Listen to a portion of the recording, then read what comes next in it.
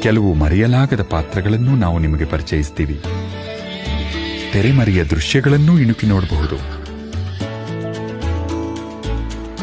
ಬನ್ನಿ, ನಮ್ಮನ್ನ ಏಷ್ಯಾದ ಅತ್ಯುತ್ತಮ ಮೃಗಾಲಯಗಳಲ್ಲಿ ಒಂದು ಅಂತ ಯಾಕೆ ಕರೀತಾರೆ ಅಂತ ತೋರಿಸ್ತೀವಿ.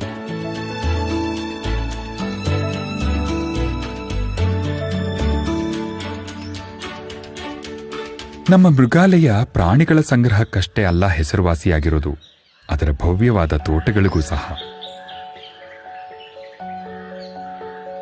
ಸರಾಸರಿ ಒಂದು ಶತಮಾನದ ಹಿಂದೆ ಜರ್ಮನಿಯ ತೋಟ ವಿನ್ಯಾಸಕ G.H. ಕ್ರಿಂಬಿಗಲ್ ಅವರು ರೂಪಿಸಿದ ಈ ವಿಸ್ತಾರವಾದ ಪ್ರದೇಶವನ್ನ ಇವತ್ತಿಗೆ ಕೂಡ ಅತಿ ನಾಜೂಕಾಗಿ ಕಾಪಾಡಿಕೊಳ್ಳಲಾಗ್ತಿದೆ.